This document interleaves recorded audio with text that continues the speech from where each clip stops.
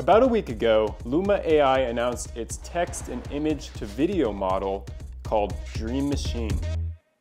In this video, I'll show you how I've been leveraging Midjourney to create the base images to feed into Luma AI to create some really stunning results, from animated digital art to animated product photography that you could use for your brand. If you've never used Midjourney at all, it operates out of a Discord server. So if you don't have Discord, you'll have to download Discord first. And then after that's done, head over to Midjourney's website and click sign up to join their Discord server. There's a ton of great videos on how to use Midjourney and how to write really great prompts that already exist on YouTube. So I'm not gonna dive too deep into this today, but I did want to show you how to download Midjourney and a couple basic beginner suggestions if you've never used Midjourney at all. For starters, I'm going to recommend how I started with Midjourney, which was literally just typing in some words that I wanted to see. Yes, you can get fancy with prompts. Yes, you can watch 20-minute tutorials on how to write the most beautiful prompts that'll get you the exact results that you're after. But the way I like to approach things is just to trial and error, experiment, and over time you'll get better. I still haven't really watched any of those fancy prompting videos, but I've learned to talk to Midjourney and AI, and I've learned the ways in which to kind of craft my prompts so I get results that are in my head. I'm sure if I knew all the nitty-gritty details of how to write prompts effectively, that I might speed up my process. But this is the way that I like to work. It's been working for me, and the way I taught myself all creative software was exactly this. I pretty much just brute force trial and error because I feel like I learn the most that way, and I learn how the software works for me. So that's how I do it. But of course, you're more than welcome to go find videos on how to professionally prompt, so to speak. All right, so I've got my laptop here. I've got Midjourney and Discord open, and I'm just going to screen record here to show you kind of the process of a basic prompt. So you'll want to type in \imagine, which is how you start every prompt in Midjourney. It's an important step. And I see a car outside my window that I'm looking at right here. So let's do like a Mercedes-Benz G-Wagon. I don't know why that came to mind, but let's roll with it. And let's put that underwater. So I'm gonna say floating underwater. I want like some light rays coming in. And let's make the lighting cinematic, maybe. And you know, why not? Let's throw some dolphins swimming around Mercedes. Actually, scratch that. Let's do some sharks, or great white sharks swimming around the Mercedes. We'll put coral in there. Maybe some fish. Maybe some fish swimming around. -AR2:3, and we'll see what that gets us. So here's the images that Midjourney gave me from that prompt. So you can choose to create another variety of 4 images based on one of these that you like. If you want some more variety and you like a certain style of one of these 4 presented, that's how you do that. Or you can up-res a specific one, which will make one of these more high quality and ready to use. If you don't like any of these, you can click this button, which will give you another 4 options. When you do that, you can also edit the prompt. So if you weren't necessarily happy with those results, or you wanted to add something, you can do that. So I'm gonna go ahead and probably submit this a few more times until I find an image that I am happy with. You know, sometimes I'll add extra words or you know, things about the lighting or the scene or whatever I want the image to do.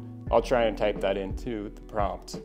In this case, I'm just gonna leave it as is and submit it a couple more times until we get an image that I'm happy with.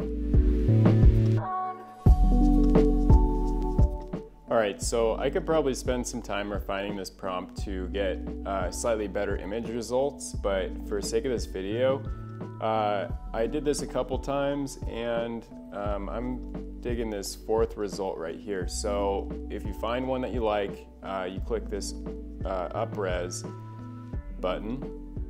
So that'll up-res it decently, but if you want it to be even a little sharper or crisper, you can upscale it and click this upscale subtle button, which I'd recommend doing, and that'll take a couple more minutes to upscale.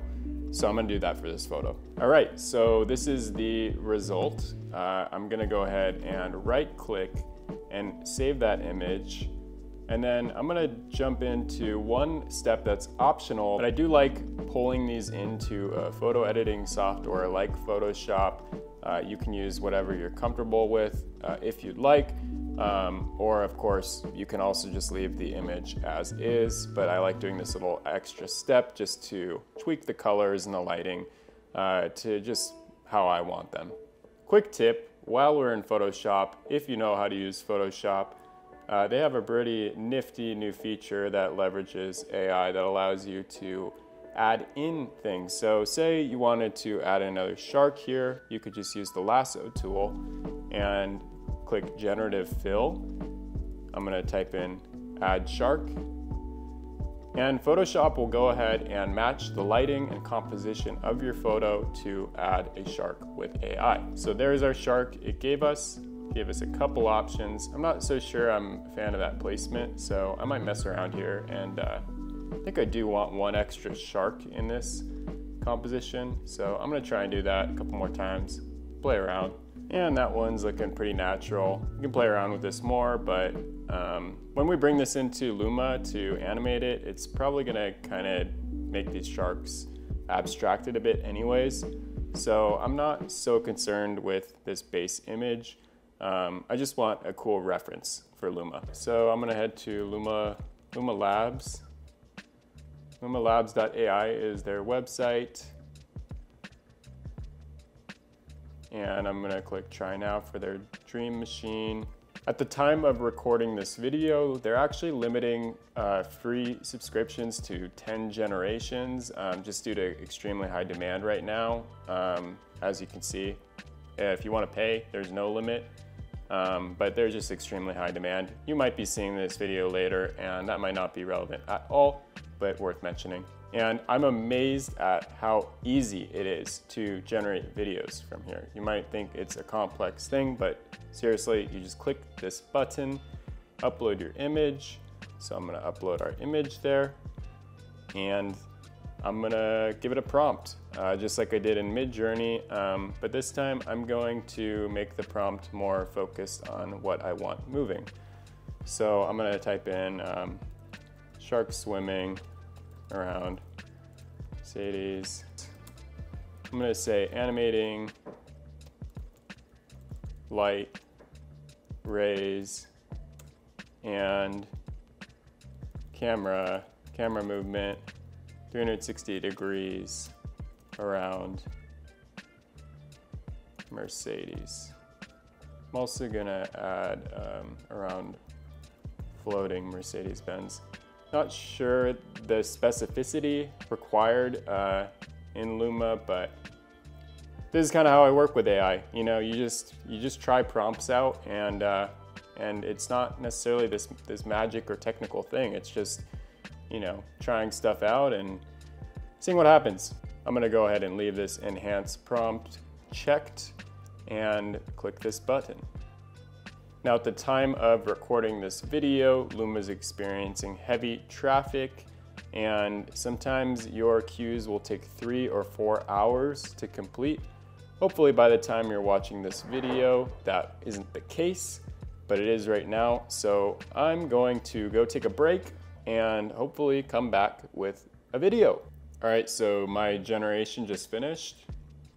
And it's not bad. Pretty happy with how this turned out. What I'd suggest is refining your prompt and just trying out a couple different things with your prompt. That's what I've done with some of my past experiments here, and definitely like this one, for example, turned out a lot better than others. So that's the one thing with AI, and especially video AI right now, is there's not a lot of control. It's kind of a what you see is what you get sort of deal right now. There are some tools. I would say the best one is Runway right now for video, and they have something called a motion brush. And if you want to see a more in-depth tutorial on that tool, I'm happy to make one. That will give you a little more control over your video. But this is kind of, like I said, what you see is what you get. So the best you can do is just try another prompt and hope for the best. So that's really all I have for you in this one. Like I said, this video was very much designed for the person that is just getting into this. So hopefully that was helpful if you're just starting out. Just wanted to showcase, what an AI prompting process actually looks like for the average person. And I've been messing around with these tools now for a year plus, and I don't really have any fancy system. It's just a lot of just trial and error, experimentation, and trying out different prompts and techniques, and using your own creative experience and background to craft results that are satisfactory to you. So I hope that was helpful. Let me know in the comments how it goes. If you have any questions, feel free to also drop those down below. And lastly, would greatly appreciate if you hit that like button and subscribed. All right, you guys, thanks for watching, and I will catch you in the next one.